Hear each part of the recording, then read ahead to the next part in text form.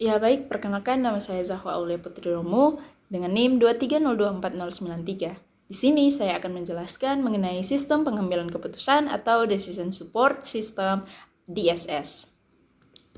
Nah, Decision Support System atau DSS adalah sistem berbasis komputer yang dirancang untuk membantu manajer atau pengambil keputusan dalam menyelesaikan masalah semi terstruktur maupun tidak terstruktur.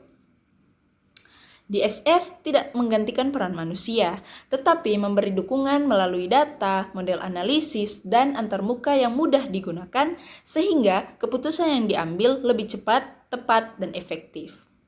Dalam kata lain, DSS adalah alat bantu manajemen yang menggabungkan data, model analisis, dan teknologi komputer untuk mendukung pengambilan keputusan.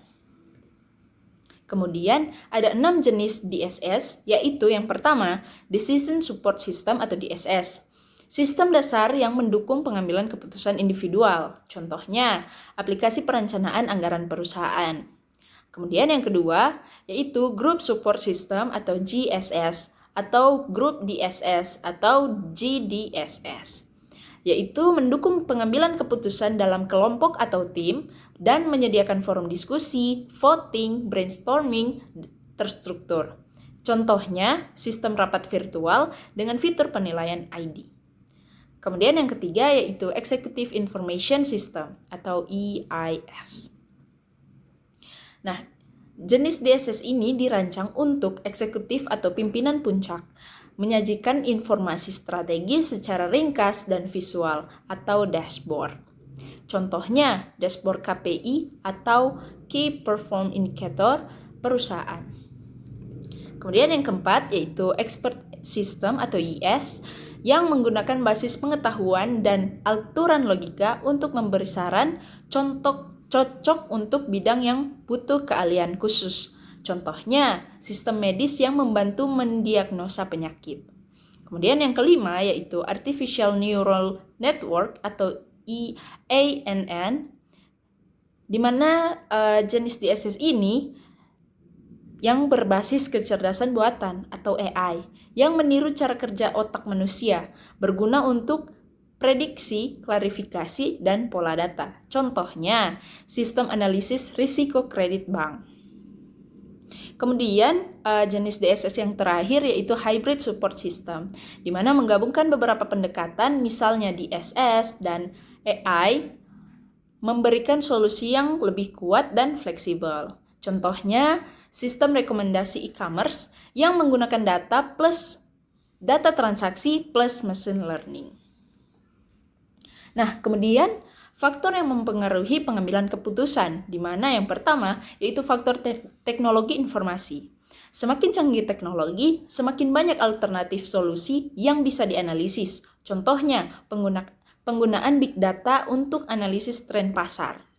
Kemudian yang kedua yaitu faktor kompleksitas kompetisi, di mana persaingan bisnis makin ketat, maka biaya kesalahan semakin besar. Contohnya, salah strategi harga bisa membuat perusahaan rugi besar.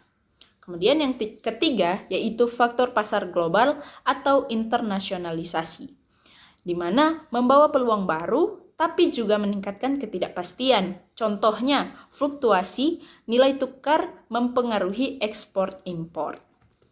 Kemudian yang keempat yaitu stabilitas politik, di mana situasi politik suatu negara berpengaruh pada arah kebijakan dan kepastian bisnis. Contohnya, perubahan regulasi pajak atau perizinan.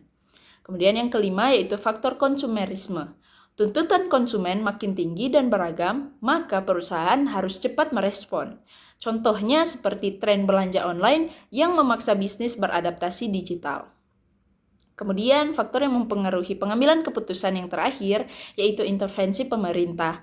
Regulasi, kebijakan, atau kontrol pemerintah bisa mempengaruhi strategi keputusan. Contohnya, aturan pembatasan impor barang tertentu. Nah, jadi, Decision Support System adalah sistem berbasis komputer yang membantu pengambil keputusan dalam situasi semi terstruktur maupun tidak terstruktur dengan memanfaatkan data, model analisis, dan teknologi. DSS tidak menggantikan peran manusia, melainkan melengkapi intuisi dan pengalaman agar keputusan lebih cepat, tepat, dan efektif. Perkembangan faktor eksternal seperti teknologi, kompetisi, pasar global, politik, konsumerisme, dan regulasi pemerintah membuat DSS semakin penting. Dengan dukungan AI, Big Data, dan Business Intelligence, DSS modern menjadi alat vital untuk meningkatkan produktivitas, efisiensi, serta daya saing organisasi di era digital. Ya, sekian penjelasan saya mengenai DSS. Terima kasih.